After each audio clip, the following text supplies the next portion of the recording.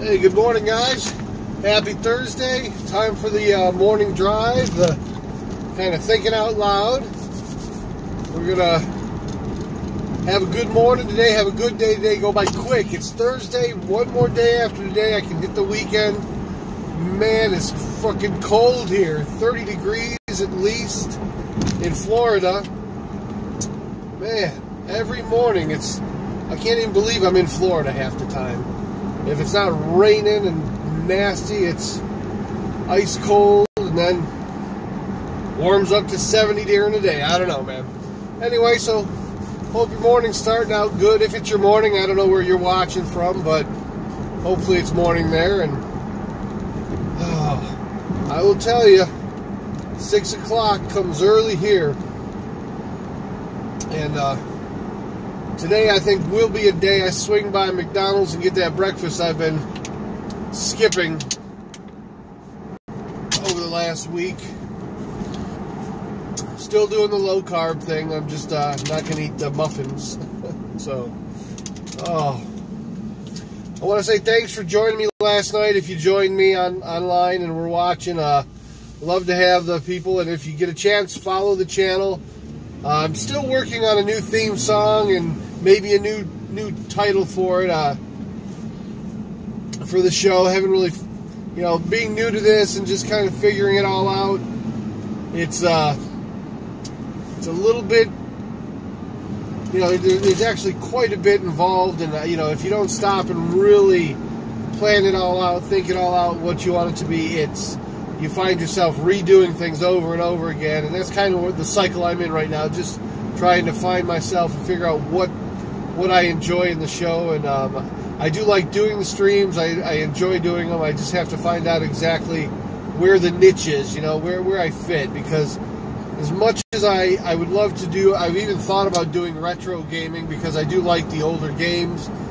I just don't think there's an interest in it. I mean, people my age, and I'm just kind of keeping it real, people my age that are over 30 and that, of course I did see one hiding in the cupboard yesterday, and which was actually kind of funny. I was like, well, maybe I'm not the only crazy one, but it's usually the younger generation that's doing the live streams and that, for the games. But I do from time to time find some folks that are, 30s, 40s, up there in the age, and they'll do some. But I'm just, I wish I could stream the things that I love to do, but I think that they consider that pornography. I'm not sure. Just kidding. Oh, shit. Like I said, hopefully today I'll go fast. Hopefully wherever you are, if you're heading to work, or if you've got to work today, I hope it goes fast for you too. What did I see? I heard this morning, that Trump walked out of some meeting. I heard that, it was not a conducive meeting. He went into it, and 10 minutes later, or whatever it was, he just walked out. And I think that's actually par for the course. That's exactly what I probably would have done. I would have walked in and said, you guys ready to give me what I need? And when they say, well, no, then I would just get up and walk out. Well, then we have nothing to discuss, and I'd get up and leave. And when I heard he did that, I was like, yeah, there you go. Fuck them. They're not going to give you what you need. He's going to force both the Republicans and the Democrats. He's going to force them to work together to get this. I mean, that's really, I think, what it's all about. People say Trump, he wants his way, he's having a tantrum. No, I think he's going to force these two parties to work together to come up with something to get that money. Some kind of a compromise. He's going to make them work together. Democrats are saying, we're not going to give it to you. And he's going to make them work together and say, you know what, you're going to give it to me. You just don't know how yet. Yes, can I get the 2 for $4 sausage McMuffin with egg and a large Diet Coke? That's it. That's all. Thank you. I'll tell you for the next one, please. Holy shit, is it cold out there? I got the heat. I got the heat on? No, I don't got that. That'd be a A good thing to have on right about now is my freaking heat. Oh, God, man. So, yeah, we'll go ahead and do some breakfast without, I'll do it without the muffin. I'll eat just the sausage and the cheese and the egg, which is all fine if you're on a low carb. Good morning. I'm telling you. I was just telling them. I was like, it's freezing in here. It is. God, it is Florida. I'm still in Florida, right? No, we're in Alaska. Alaska, yeah, that's what I feel like. Woo. Woo.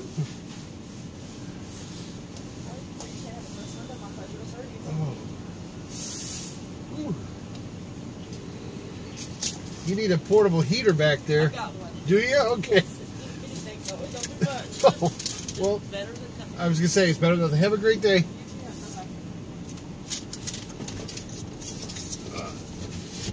Dang. And I'm from Michigan, okay, where we have lake effect snow. We have bitterly cold, 40 below zero, wind chill factors. Morning. Good morning. Glad to see you wearing your sweater there. Huh? Glad to see you wearing your sweater. A little chilly? Yeah. All right, man. Have a good one. Sweater. Thank you. Yeah. We'll see you tomorrow. Everybody wants to be a ham. So, yeah, it is definitely. I mean, it's not even funny. I mean, I'm from Michigan. I mean, I'll be honest. It's not as cold as it gets in Michigan. Nowhere near it.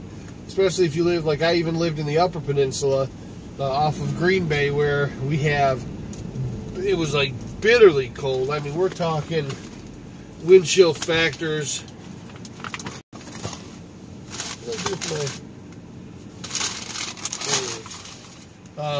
That'll freeze your skin if it's exposed.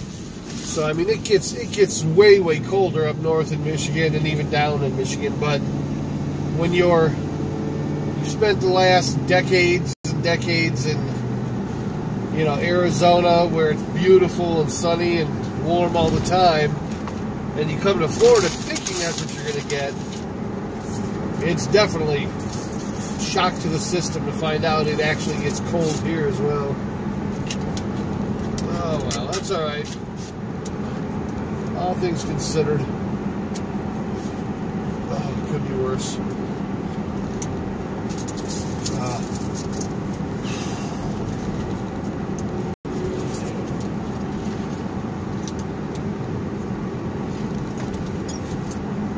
Got up, checked my emails this morning. I appreciate I got a few emails that kind of, one of them I didn't get to from last week. I didn't see it. And I got some more about last night we got to talking about business, and we were talking about, there was one guy who wrote me, he was getting ready to sign a lease, and he was looking at some property, and he had asked me what tips I had for him. So last night I kind of went into that, and hopefully that helped him out a lot. It was going to save him, I mean, my estimate, probably a couple $100,000 if he was smart when he negotiated this lease. And so we had a nice discussion about business last night, and just what to do, what not to do, how to come to deals with these landlords, and it was great. It was actually a lot of fun because that's really what I love. I love business. I love technology, innovation. Those are kind of the things for decades. That's what I did. If you actually Googled my name, you'll see I've got almost a dozen global technology patents, process patents. Technology used by Department of Defense, Eli Lilly, Pfizer Pharmaceuticals. Those are all my patents. So I mean, I love what I used to do so many great things. I loved it. It was just like the best job, your dream job. Everybody has a dream job. I was doing for over a decade almost my dream job. I had it, and I loved doing it. And if they didn't want to move me, and I didn't want to move, I'd still probably be there, because it wasn't like work at all. You ever have that? You ever have a job that you love so much it doesn't even seem like work? I couldn't wait to get up in the morning. I mean, I was so giddy. I loved getting up every day, going to work. And then when it was time to leave and actually leave for the day, I would hate to leave because I'd be like so engrossed in new stuff that I was developing. It was a blast. I mean, it was like And we had the greatest vendors we worked with. People, we worked with Intel. I mean, we worked with Microsoft. Just you name the customers that were out there. We did projects for Walmart, for U.S. Post Office, for Customs. Everything you can imagine. We did projects for, and just had a lot of fun. And that's where a lot of the new technology came from, solving existing problems that are out there. And it was. So I think everybody has their dream job. If you could do one thing, even if it's being a margarita tester on the beach, there's some kind of a dream job for everybody, something they love doing.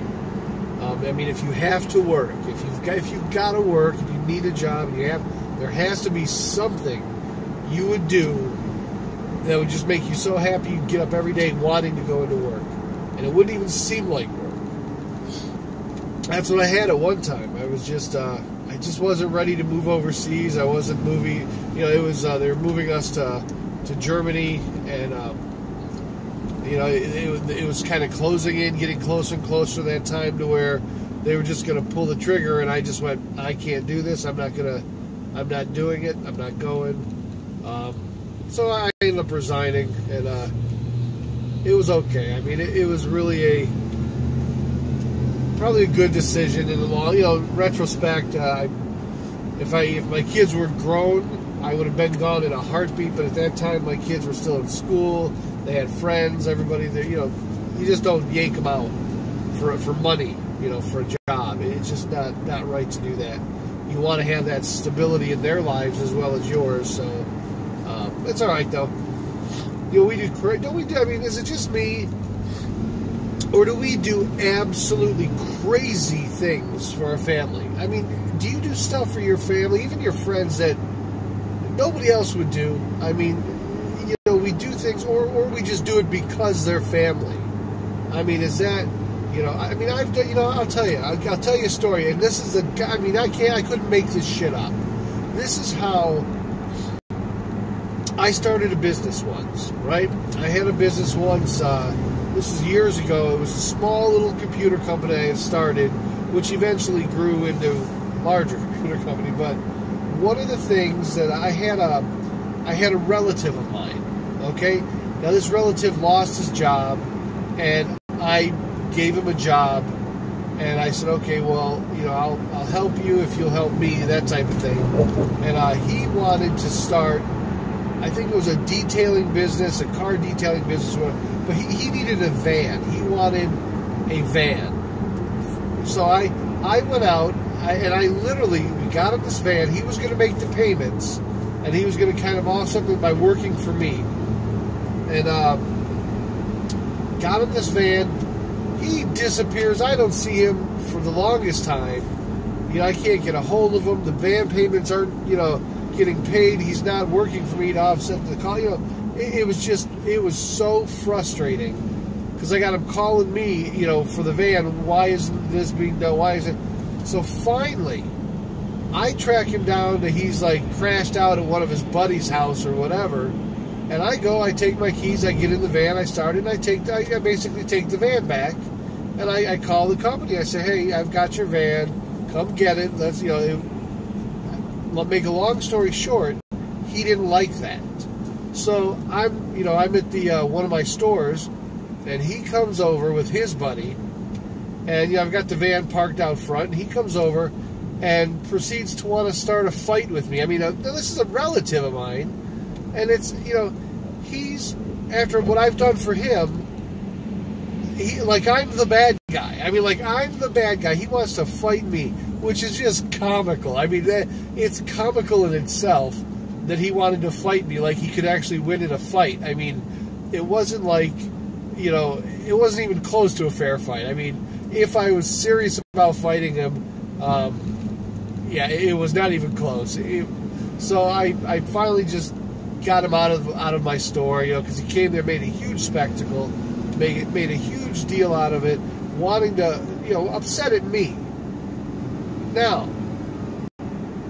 I go outside, I find that he took a knife and he cut the tires on the van. Now, up until that point, I was, after he left, I thought to myself when he went out of the store and everything, I was like, you know what?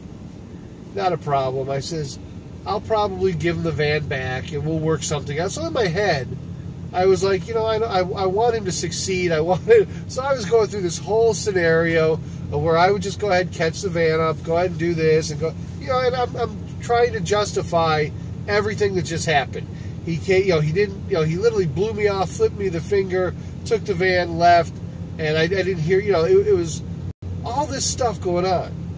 And I was like, but I really wanted him to be better, more than he was, and succeed.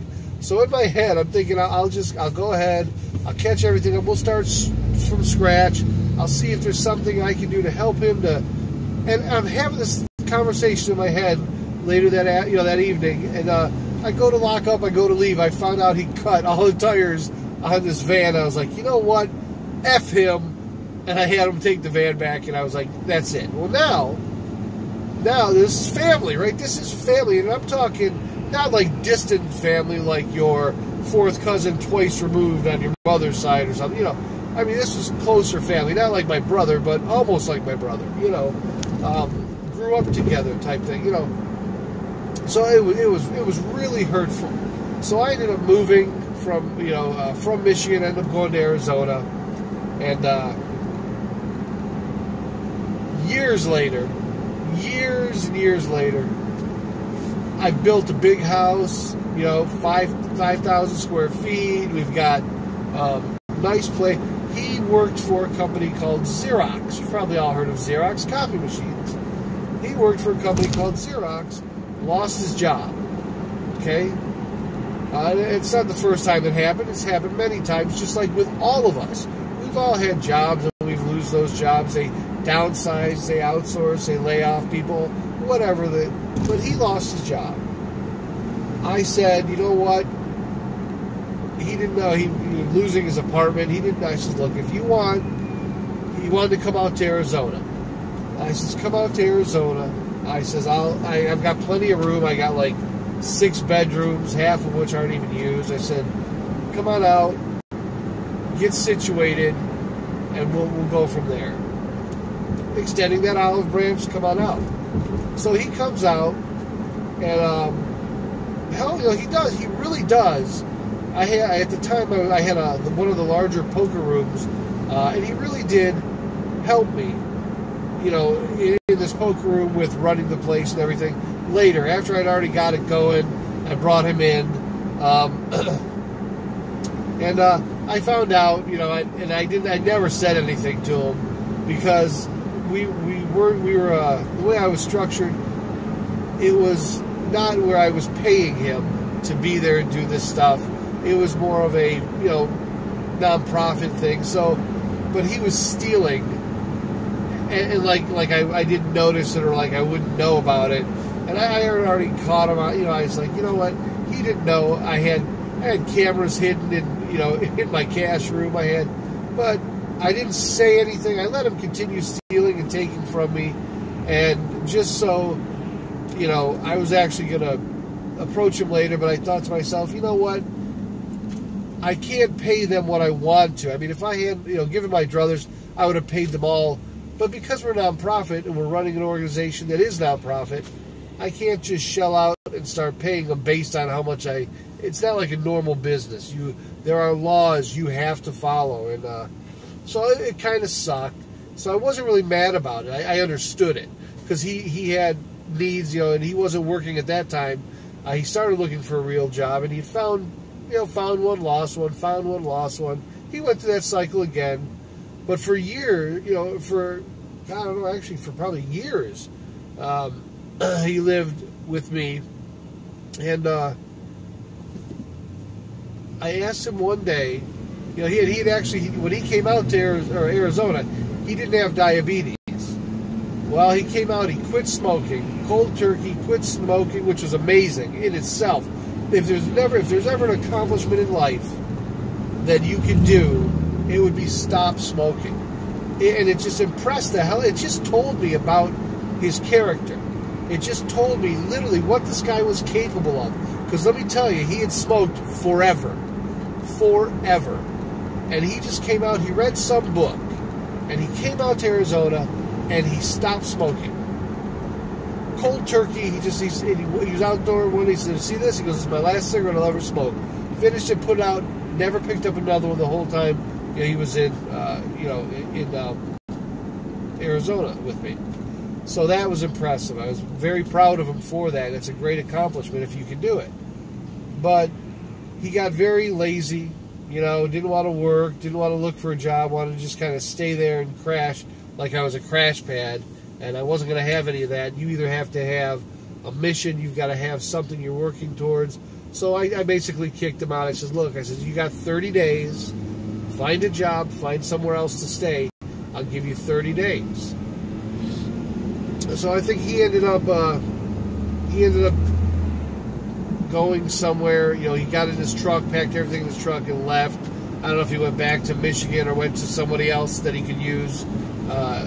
Whatever the case may be, but hopefully, he landed on his feet. Well, I think he did. I think he found. I haven't talked to him since then. As a matter of fact, his sister died.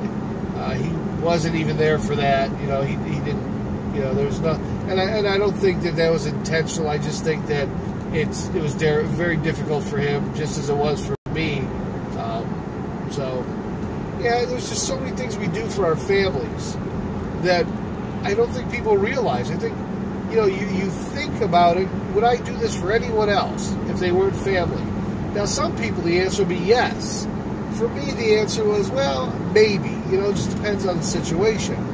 But we extended far, far, far more than, for family members. We'll extend that hand out far more often and do far more for them. I have my brother, another example. My brother is the best guy you'll ever meet. He's funny, he's super smart. He would give you the shirt off his back, never ask for anything in return. Every time I have needed him, he's been there. So when he needed me, it was a no-brainer. I would do anything for him because he's done anything for me. If I needed money, he'd lend me thousands of dollars. It didn't matter. That's just how he's built. That's how he is. When he needed my help, and he was lost his girlfriend, and basically where he was living, and he was kind of down. I says, come on out. I've got now I have at that time, this is before my uncle got there. So I brought my brother out, gave him a room, and he stayed with me for years, 5 years, I don't know how many years, until I got rid of the house, moved to a new house. He came with me there, but we eventually went our separate ways. I moved, and he got on his feet. But the thing is, even though he stayed with me for all these years, and he worked consistently, and there was times where he was down, times when he was up. It didn't matter because they're family. We do for our family. And when they're down, we try to lift them up. But sometimes, and I'll tell you honestly, I was a bad brother anyway. I still am. Even to this day, I would love to be a better brother. We all have those regrets. Somebody asked me about regrets last couple days ago. I think we all have them. Everybody has something they would have done different, will do different. And, I look at my list of regrets in life, it's pretty damn long. I have a ton of regrets because I always wanted to be a better father, a better husband, a better son, a better brother. I always wanted to be better. And unfortunately, I just don't, I just never achieved that. I don't believe, done a lot of things in my life, but I've never been the person that I wanted to be. And so I look at that and I think, well, those are all regrets. I could have been a much better brother to my brother. I think, personally, I think. I could have been a much better son to my mother and father, I think. My personal opinion.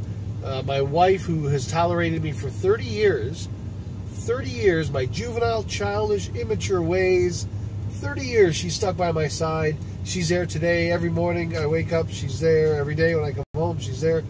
I could have been such a better husband, I think. I mean, everybody will say, well, you can't be perfect and you can't be all, but you know what? I could have been better. Not perfect, but I could have not done all the stupid things I've done, and I could have been a better husband. I could have been a better father. I have my kids are grown and gone. They have families of their own. But there's times where I go, I could have been better. Maybe not, and in a lot of different ways. Maybe not worked as much. Maybe taken a few more family vacations than we ever did, and been there. I've always tried to be there when they really need me, but yeah, it's just really weird. You look at that and you think about what regrets do I have, and so it's kind of even today, my thought is, you know what? I want to be better. I want to be better than I was. I still want to be better than I am. And that's the whole part of me, this whole weight loss journey. Just losing the weight is me wanting to better myself, become healthier, and be able to do something beyond what I'm doing now. I want to be better. And I think that's kind of a journey that everybody wants to take, because if you don't want to be better than you are, if you think you're perfect, you're wrong. And if you're not really striving to be a better person, better, a whole picture, so to speak. Oh, nice train. I think that's what a lot of us want. I know that's what I want anyway. Yeah, life is full of regrets. I think that if you don't have them, then you must be perfect.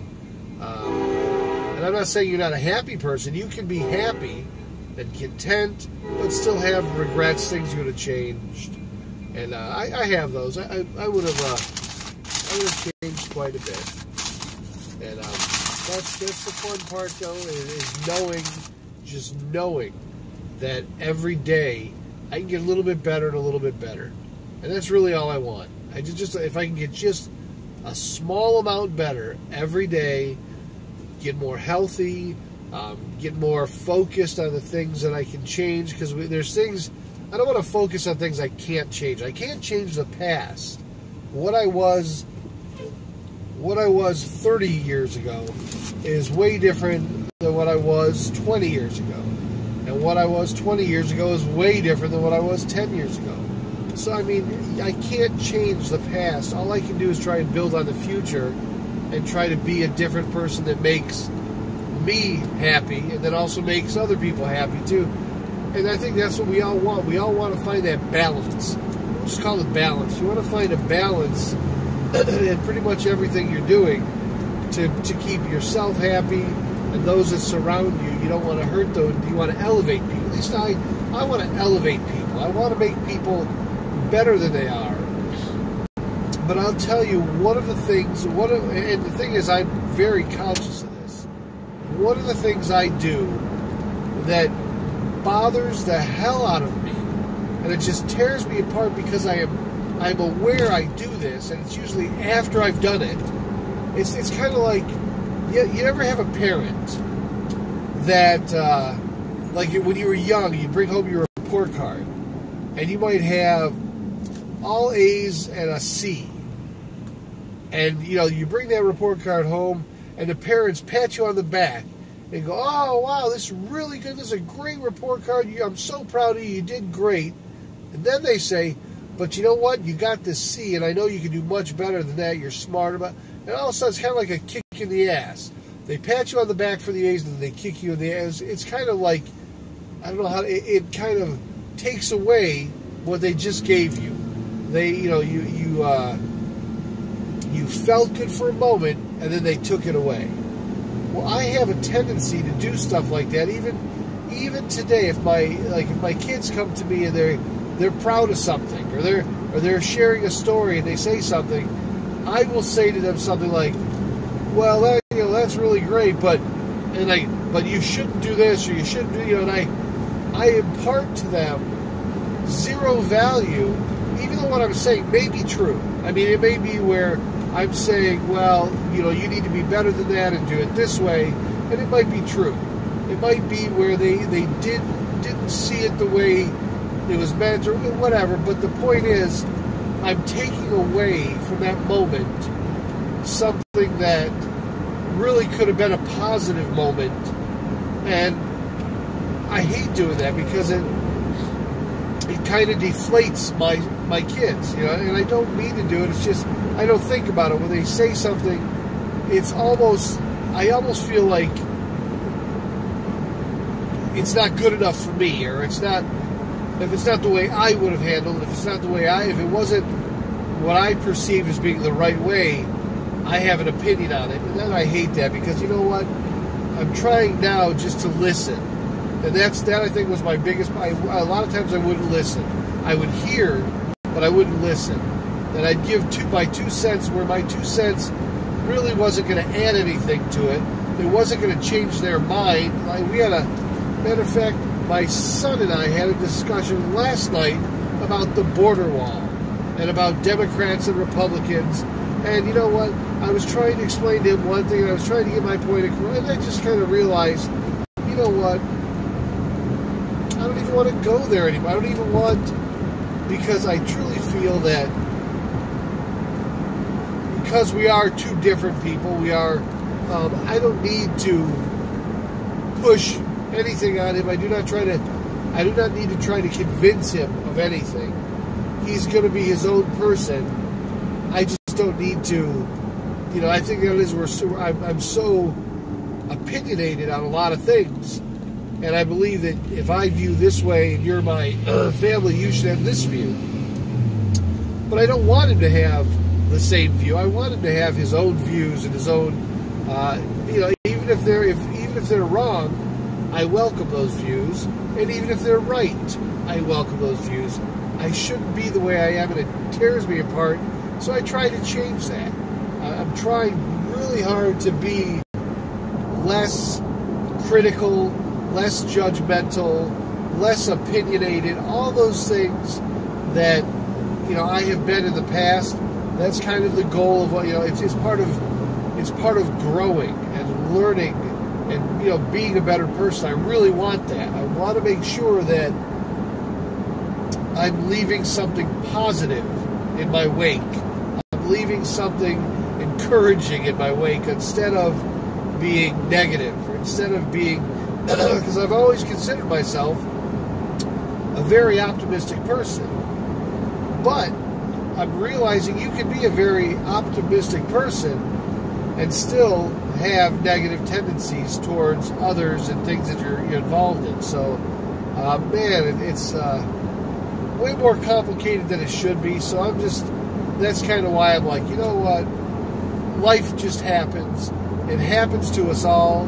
There's nothing we can do about it. It's, you know, life is just going to take its little course, and we just have to feel, how can we deal with this? How can we, you know, take what's brought on us during the day and make it work? And in the process, what I'm trying to do, as much as possible, is encourage and, you know, basically lighten the load for others, because that's really, when it comes down to it at the end of the day, that's really all that matters, is make a difference in a great way. That's why I do. I've said this before during the stream. That's why I do what I do. Trust me when I tell you, the money I make is not why I do what I do. Because I could literally leave today. I could walk in, say I quit, and by the end of this week, you know, by today or tomorrow, I'd have another job making way more. It's just a cold hard fact, and I'm not saying that to make it sound like I have this ego, which I probably do on a lot of levels, but that's not why I'm saying it. It's because it is the truth. What I get paid for the job I do, kind of comical. I mean, it is kind of funny, but I don't do it for that money. You know, you survive on the money. Yeah, it's okay, but it's not the reason I do it.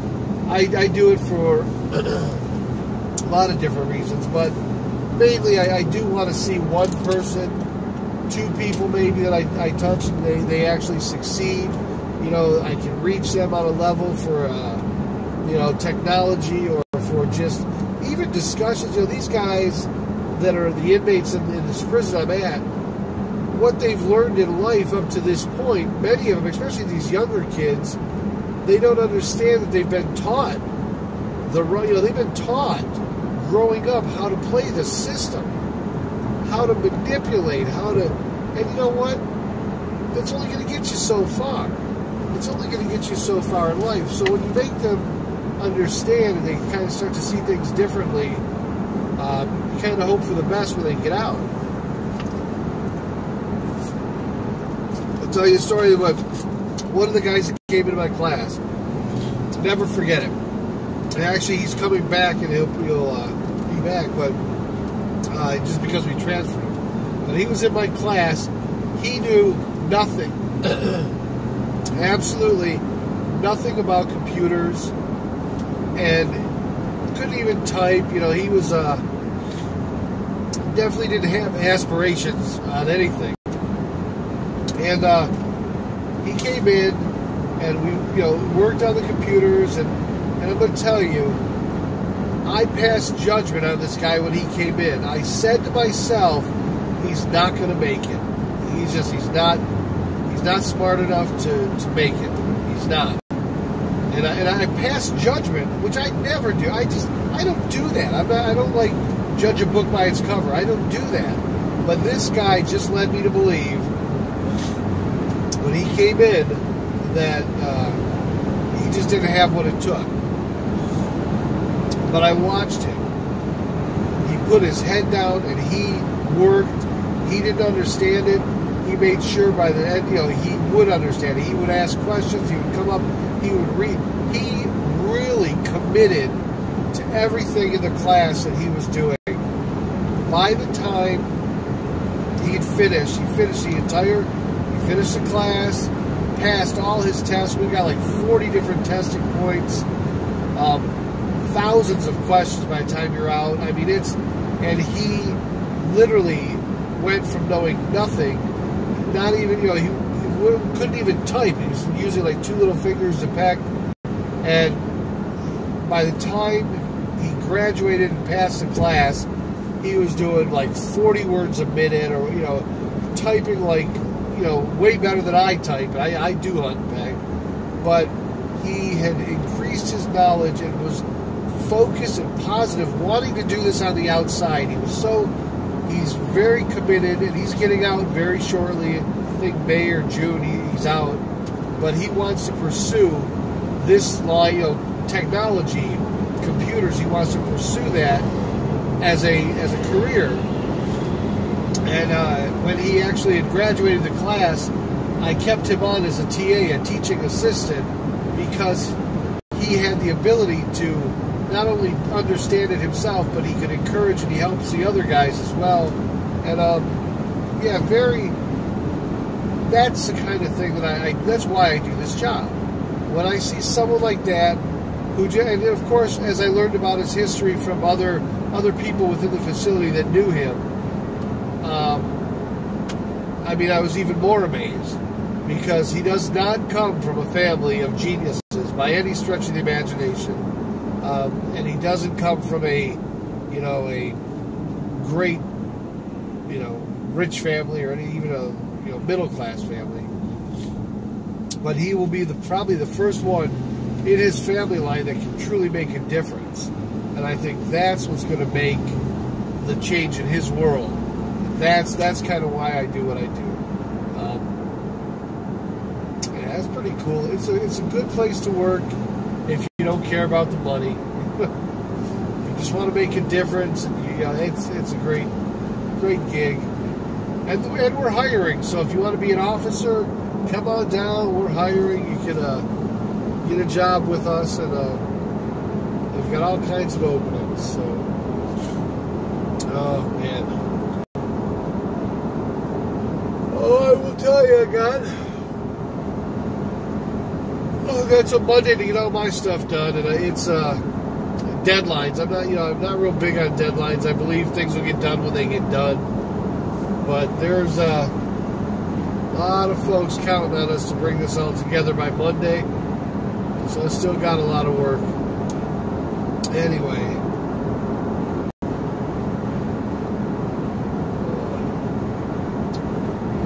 appreciate, I don't know if I ever told you, I appreciate you guys hanging with me during the morning drive.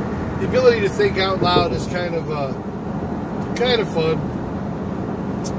I know it gives me an idea of how my brain works sometimes, because in my head I can be thinking of different things. Half the time I can be thinking about biblical things, I can be thinking about politics, I can be thinking about anything, and it's just, to be able to say it, out loud is kind of interesting, because I never know where my thoughts are going to lead.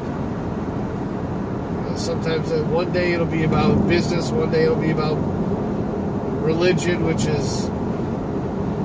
confuses the hell out of me. If you're a Christian or a Catholic or whatever, we'll have to have a real conversation one day, because I really want to be schooled so I understand the religion, because I don't get it. I've read, I'm probably one of the few people that's read the Bible from like cover to cover. Most people read chapters and verses wherever they're directed, but they've never really read the Bible from cover to cover. And I actually went out and bought a chronological Bible, which puts everything in order from A to Z, how it happened, and gives you a whole different understanding of how everything kind of tied together. When you read just like the King James Version of the Bible, everything's out of whack. It's not in chronological order as it happened. So you find it's kind of like a Quentin Tarantino film. You're jumping back and forth. You ever see like Kill Bill, or if you've seen one of my favorites was the other one with John Travolta and Jackson. What the hell was the name of Pulp Fiction? How it's like out of sequence. That's kind of what the Bible is. It's an out of sequence Pulp Fiction. There we go. That's bad. Let there be light. There was light. Anyway, guys, I'm getting close to work again, so this is where I usually start losing the signal. It'll start getting poor signal. So I'll probably go ahead and continue this drive. And if I lose you, I'll pick you up and say goodbye down here. Follow me if you can. Subscribe. Interact with me when we get online. Let's come up with some fun things to talk about. I like to bullshit and just kind of kick back and talk about whatever. I'm not big on sports, so for the sports fans out there, can't help you there, because I haven't followed sports in years. I haven't had the time. I do love hockey. A huge Red Wings fan, and even Coyotes, where I lived in Arizona, used to have season tickets. So I do love sports, just not knowledgeable about the teams or anything. So I've never played fantasy football or any of those fantasy, none of that. Never did a single game. Don't know how it even works. Oh, my brother's really into it. Oh, the draft's coming up. What are you talking about? So, yeah, never done any of that. But, oh my God. I hope your day goes by quick. And lost signal. So, if you get a chance,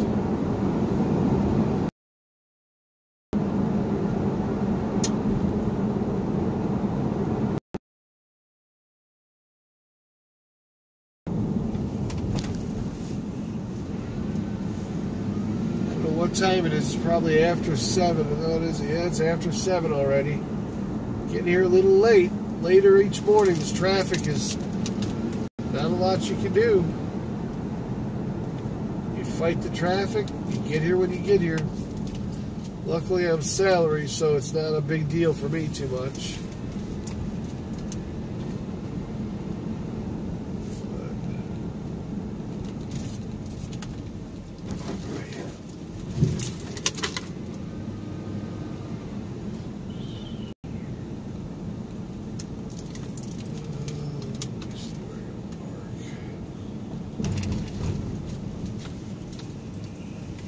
Of course, when you get here late, you don't get a good parking spot either. You end up parking way in the back.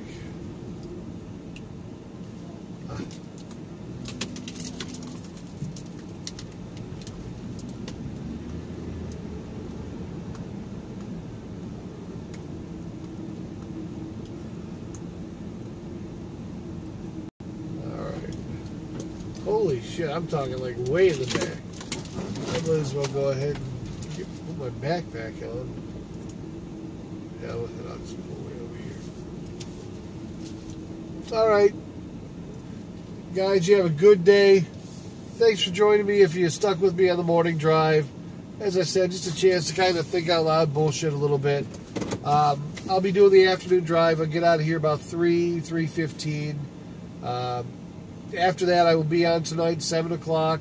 I'm trying to keep that schedule. If you got some suggestions, email me at outlook.com. You'll find me at POV America at outlook.com. As I said earlier, I'm working on coming up with a theme song, a better theme song for the show, something kind of fun, and I'm going to try and change things up a little bit. May change the name of the show to be more irreverent, just something that's not as serious. I look at things, I think, well, it might give too serious of an overtone, and I don't want that. I want to kind of keep things free-flowing and just have a good time.